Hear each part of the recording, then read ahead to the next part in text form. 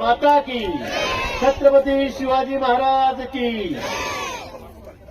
जय श्रीराम, जय जय श्रीराम। या ठिकाणी मंचावर उपस्थित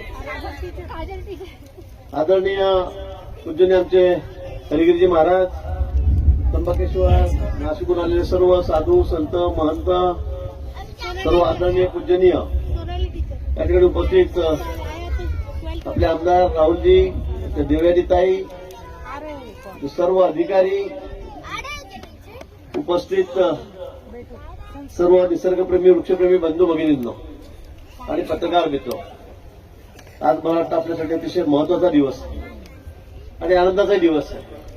कारण नाशिक शहरामध्ये आता आपण वृक्षारोपणाला सुरुवात केलेली आहे. तर म्हणजे गेल्या काही दिवसापासून वर्तमानपत्र असतील, दूरदर्शन असतील, सगळ्या चॅनलवर, नुसतं राज्यातल्याच नाही तर देशामधल्या टीव्ही चॅनलवर एक चर्चेचा विषय या ठिकाणी आपला वृक्षांतर झालेला होता.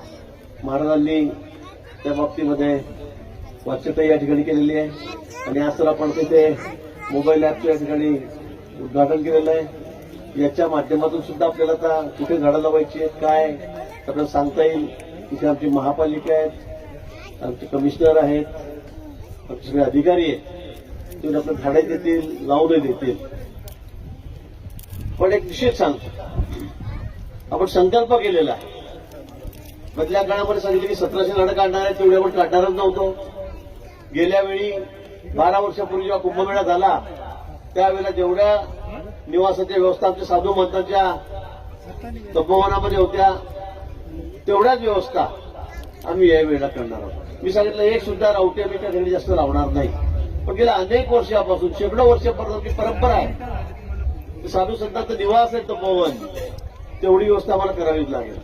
पण या मधल्या 12 वर्षाच्या काळामध्ये, 10 वर्षाच्या काळामध्ये पावसामुळे कोणी काही जाऊन त्यांनी वृक्षारोपण केलं असेल, त्यामुळे मध्येच या ठिकाणी ज्या रावट्या होत्या त्या ठिकाणी काही झाडं झुडपं उगवलेली आहेत. आणि म्हणून आम्ही म्हटलं की आम्हाला तेवढी काढावी लागतील, अन्यथा आम्हाला त्या ठिकाणी दुसरा पर्याय नाही. आणि संत त्या ठिकाणीच राहत आहेत, सगळे साधू संत महंत देशभरातून आलेले ते त्या ठिकाणी राहत आहेत. आणि म्हणून त्यांची तेवढी व्यवस्था करणं हे अपरिहार्य आहे. आणि आम्ही त्यातही हे सांगितलं की आम्ही ही इथली झाडं जी या ठिकाणी काढू ती आम्ही लगेच त्याचं दुसऱ्या ठिकाणी स्थलांतर करू, आम्ही रिप्लांटेशन आम्ही त्या ठिकाणी करू. तशी व्यवस्थापन गेल्या वेळी आम्ही जवळपास 1000 झाडं काढली होती, त्यातली 700 झाडं जगलेली, म्हणजे 70% 65% त्याचा सक्सेस त्या ठिकाणी आहे. म्हणून हे पण आपण सांगितलं नव्हतं. पण वृक्षप्रेमी आहेत, मला काही त्याच्याबद्दल बोलायचं नाही. त्यानंतर राजकीय संघटना त्या सुद्धा कामाला लागल्यात, आंदोलनं केले, माझे अनेक कार्टून बनले, कुऱ्हाड घेऊन असं उभा आहे मी लंगोटी बांधून. झाड तोड्याची गोष्ट आपल्याला माहीत असेल बाकी जुनी शाळेतली, तसं मला दाखवण्यात आलं, करवत घेऊन दाखवण्यात आलं. आणि हे बघा, हे सगळे झाडं तोडायला लागले, पर्यावरणाचा ऱ्हास करतायत, निसर्गाचा ऱ्हास करतायत, वृक्ष तोडतायत. पण मी आपल्याला या ठिकाणी सांगतो, आपण या ठिकाणी मी बोर्ड बघितलं, एक पेड माँ के नाम, मोदींचा फोटो, त्यांनी घोषणा केलेली आहे. आपल्या आईच्या नावाने एक झाड सगळेजण लावा, सगळेजण.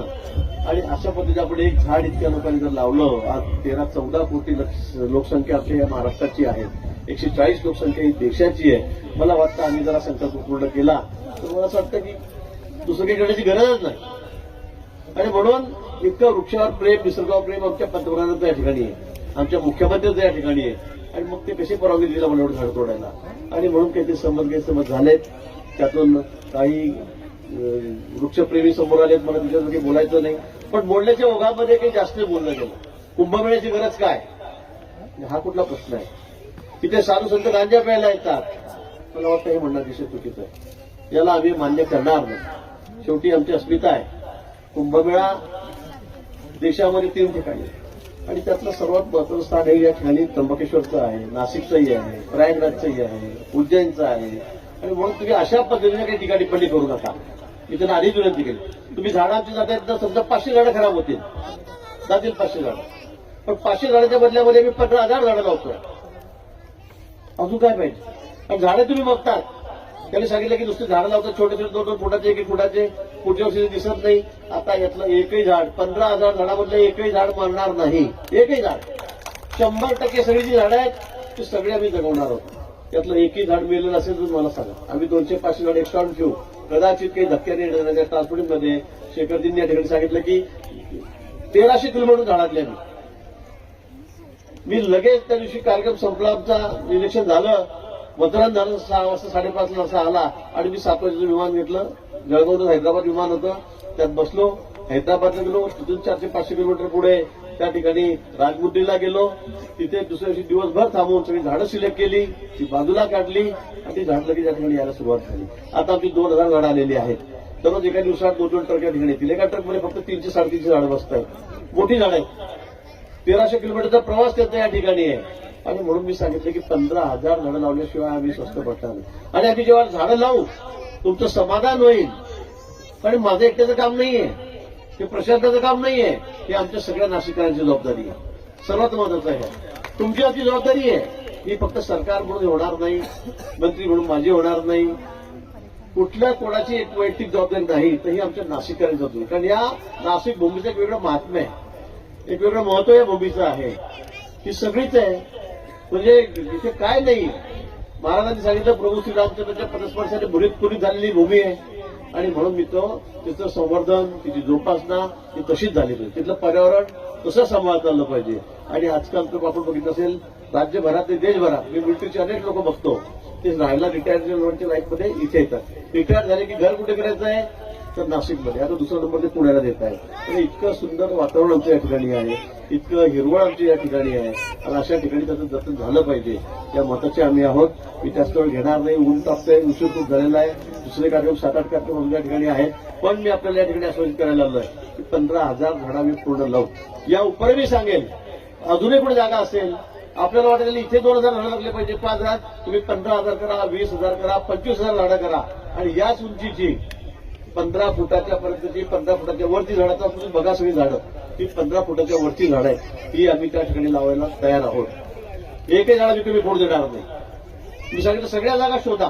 मी आमच्या आमदारांनी सांगितलं, जेवढे त्यांना म्हटलं, राहुलजीने म्हटलं, सीमाताईंना म्हटलं, सगळ्यांना सांगितलेलं आहे, सगळ्या नगरसेवकांना सांगितलं की तुम्ही फक्त जागा शोधा आणि आम्हाला सांगा. त्या ठिकाणी मी झाडं आणून लावून टाकू. त्याला खत दिलेलं आहे, तर पाण्याची व्यवस्था आहे. आता मी ठिबक करायला यांना सांगितलं, सगळ्यांना ड्रीप राहील. मी तुम्हाला सांगतो 2 वर्षामध्ये तुम्ही या ठिकाणी याल, विरोध बघाल, तिथे सर्व दाट वंदे झालेली असेल. आता फक्त त्याच्यावर 600 झाडं लावतोय, आपल्याला 15,000 झाडं लावायची. तुमच्याकडे जागा असेल तर 20,000. पण मी सीएसआर मुद्दा पण घेतलेली आहे, ते शासकीय खर्चातून पण केलं नाही.